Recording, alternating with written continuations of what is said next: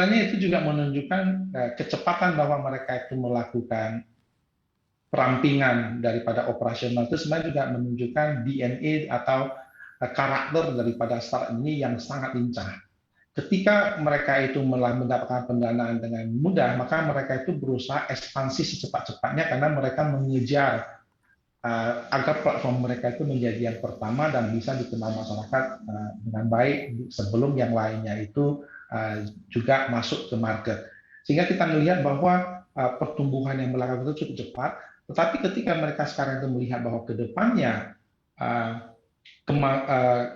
potensi untuk mendapatkan pendanaan baru itu mungkin akan lebih susah, maka mereka itu sudah mulai melakukan antisipasi untuk melakukan perampingan supaya tadi itu daya tahan mereka, kemampuan mereka untuk bertahan pada situasi yang katakan jika benar-benar terjadi situasi yang lebih sulit, itu mereka itu tidak sampai tumbang. Jadi ini adalah hal-hal yang menurut saya itu normal mereka lakukan karena kedepannya ini akan survival of the fittest, akan melihat siapa sih yang mampu tetap bertahan dan mampu tetap maju untuk menjadi juara 3-5 tahun ke depan.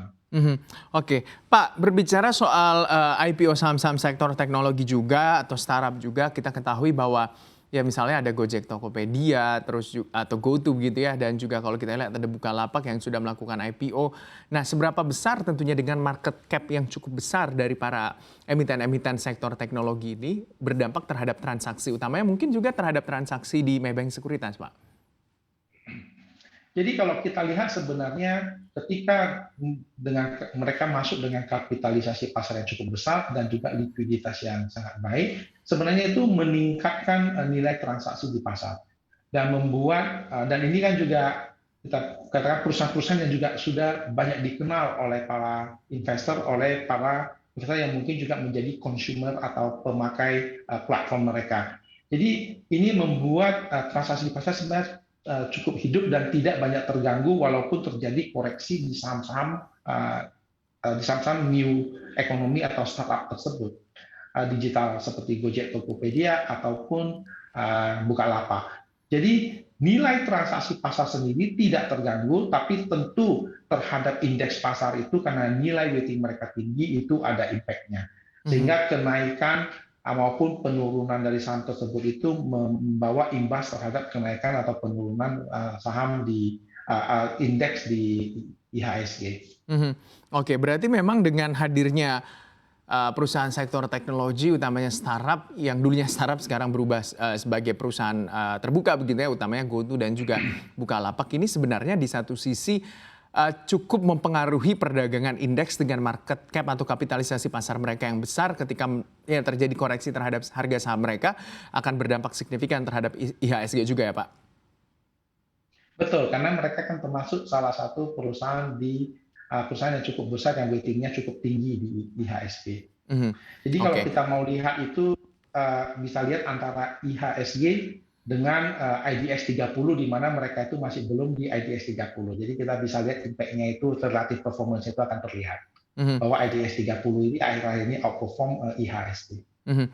Pak, kalau Anda melihat begitu ya, seberapa harus para investor ini lebih teliti mungkin atau lebih betul-betul wait and see dan melihat ketika suatu perusahaan teknologi melakukan IPO di bursa, Pak? Apa sebenarnya harus diperhatikan oleh para investor sebelum mereka memutuskan untuk masuk dan juga membeli saham sektor teknologi? Jadi sebenarnya sama dengan bisnis yang lain, apakah bisnis ini akan berhasil apa tidak.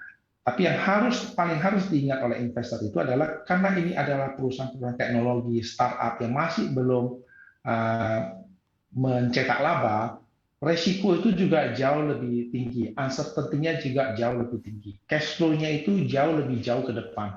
Seperti di prospektus mereka mengatakan tahun depan juga belum tentu profit, tahun berikutnya juga belum tentu profit. Jadi harus ada kesabaran dari investor untuk melihat ke masa depan dan harus ada keyakinan bahwa ini adalah platform, bahwa apa yang mereka ditawarkan oleh perusahaan ini akan menjadi sesuatu yang akan menjadi champion di masa depan. Karena dalam level global sendiri kita melihat bahwa banyak perusahaan yang tadinya sudah cukup besar belum tentu bisa bertahan dan bisa saja digilas oleh perusahaan yang datang belakangan. Jadi ini adalah sesuatu yang harus diingat bahwa digitalisasi itu membuat segalanya itu berjalan lebih cepat.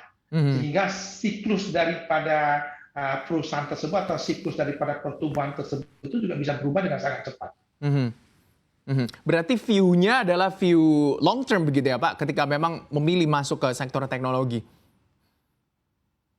Betul. Jadi view-nya itu long term, walaupun pergerakan sahamnya itu bisa short term, karena ada sentimen, karena ada ekspektasinya yang berubah. Tapi sebenarnya kita ketika membeli perusahaan itu bukan kita membeli karena tahun depan kita berharap bahwa perusahaannya akan untung, akan memberikan dividen kepada kita.